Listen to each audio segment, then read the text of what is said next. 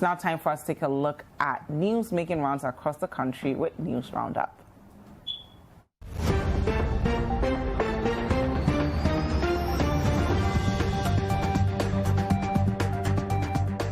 Good morning and welcome to another edition of News Roundup from the Ashanti region. My name is Hafiz Tijani.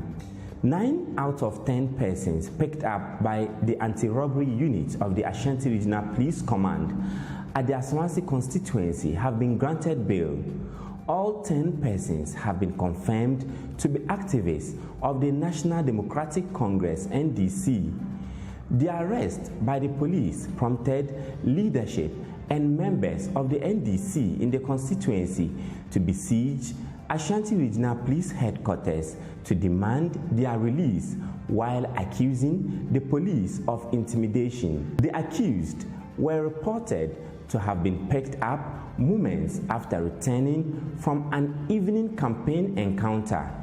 Member of Parliament for Aswansi constituency, Alhaji Muntaka Mubarak, and other regional executives of the NDC who intervened in the matter called for calm.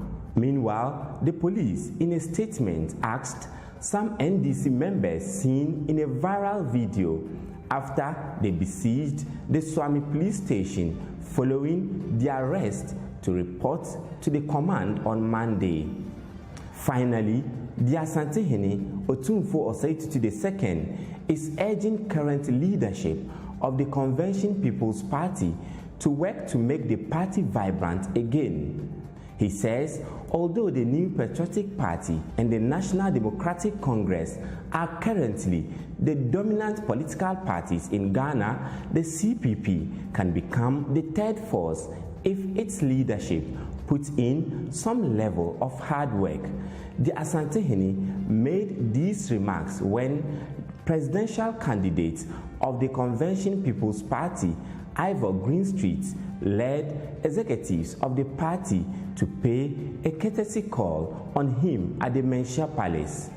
The flag bearer led a delegation comprising national and regional executives of the party to introduce himself to the Asantehene and also seek his blessings as part of the party's campaign tour of the Ashanti region. The flag bearer of the CPP, Ivor Kobina Greenstreet, wants Ghanaians to give the party a chance to rescue the country from the NDC and the MPP.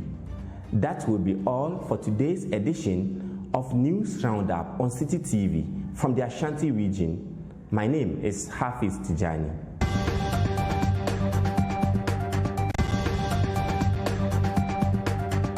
Hello, good morning and welcome to the News Roundup from the Savannah region. I am Richard Fogo in Damango. The paramount chief of the Bole traditional area, Safo Kotoko Feso, has cautioned residents, especially the youth, in this traditional area to act peacefully during this electioneering period or risks being dealt with by security agencies.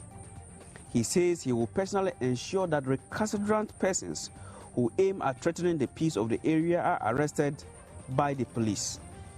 He made the comments after leading his subjects and members of the Gonjaland Youth Association to work for peace in Bole. The march, which was organized under the auspices of the Gonjaland Youth Association, was to celebrate the return of peace to Bole and also drum home the need for a peaceful election in the Savannah region. Bole in 2019 was placed under curfew following violent clashes over a chieftaincy dispute. The curfew was lifted this year following a peaceful resolution of the matter. Addressing his subjects after the march, Bole Kotoko Feso advised indigents against preventing any political party or candidate from campaigning within the traditional area. The Deputy Savannah Regional Minister, Samuel Yeutika, who joined the march, advised the youth not to allow politicians to use them to perpetuate violence. He also called on chiefs to desist from making pronouncements that have the tendency of dividing their people. President of the Gonjaland Youth Association, Alhaji Muhammad Amin Osman, said the entire Gonjaland is excited that peace has returned to Bole. In other news, the Savannah Regional Minister, a member of Parliament for the Salaga South constituency, Mr. Salifu Brahma Adam, says he is hopeful of retaining the seat in the December polls, but this time with a wider margin. Mr. Salifu in 2016 election won the parliamentary seat with a narrow margin of 47 votes. Speaking to hundreds of his supporters at his campaign launch in Salaga on Saturday, Uncle Sally, as the MPs affectionately called, said he is confident of winning with a margin of no less than 5,000 votes. He believes his hard work coupled with what he has achieved for the constituency in the last 3.5 years will work in his favor. A Deputy Chief of Staff, Abu Jinapo, who graced the occasion, called on residents to vote massively for Mr. Salifu and the MPP to ensure development. The speakers at the event included the Special Development Initiative Minister, Madam Hawa Kumsin, and Managing Director of the Ghana Water Company Limited, Dr. Clifford Brahma. Still on the elections, City News can report that executives of the ruling MPP in the Savannah region has recommended Idrisu Salia Kamara, a brother of late Abu Kamara, for consideration by NEC to run for the parliamentary seat in the Yapeku-Sogo constituency.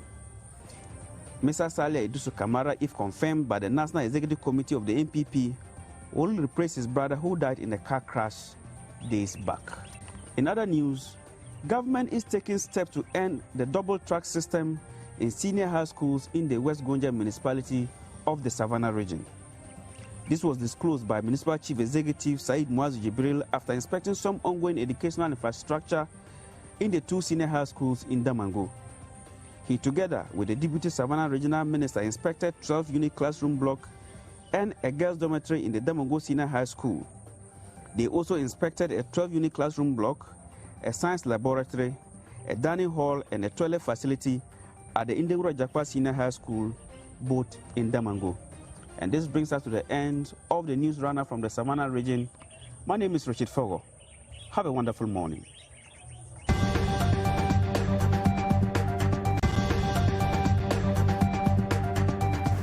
Hello, good morning. You're welcome to the news from the Central region. My name is Georgina Apia. Traders in Abra Market and surrounding communities in the Cape Coast North constituency are asking the government to facilitate soft loans for them to enable the expansion of their businesses.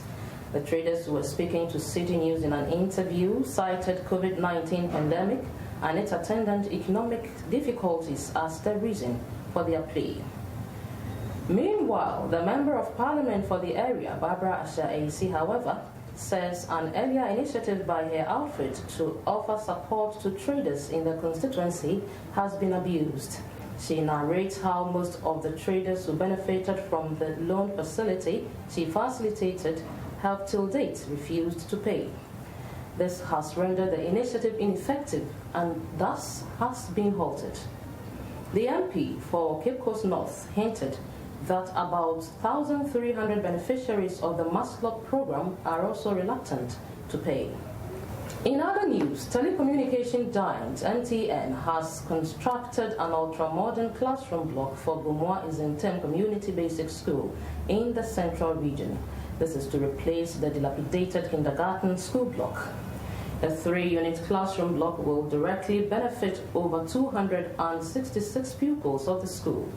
The Executive Secretary of MTN Ghana Foundation, Robert Kujo, blessed the company's commitment to continue to impact lives positively as well as provide tailor-made solutions that meet the needs of the communities. He encouraged the school authorities to adopt a positive maintenance culture to preserve the facility for future generations. Still in the region, the Central Regional Police Commander, DCOP Habiba Chima-Sisapon, says the police will not spare anyone who foments trouble during the December 7th elections. She has thus urged the youth not to allow themselves to be used by politicians to perpetrate violence. The regional commander, who was addressing the media in Cape Coast to kickstart a show of force exercise by the security apparatus to restore confidence in the public, was optimistic that this year's elections would be peaceful. She encouraged the people of Central Region to be law-abiding and volunteer information to the police to help prevent crime. And finally, the Central Regional Police Command has confirmed the death of an officer who was hit by a truck while on duty at a snap checkpoint. A Samsung truck with registration number CR319-11 knocked down the officer at Greenfield Police Snap checkpoint near Apam. The truck was moving from Mankasim towards Apam with 2 persons on board. On reaching a section of the road without due care and attention, knocked down General Sergeant Salihu Izula, aged 39.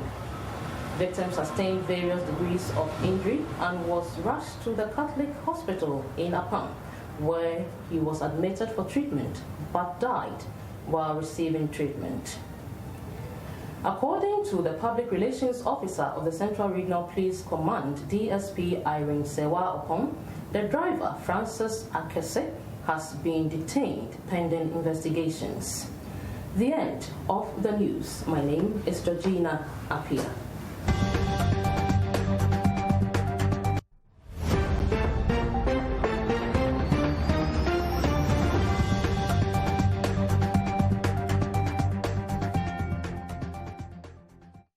Hi there. We hope you enjoyed the show.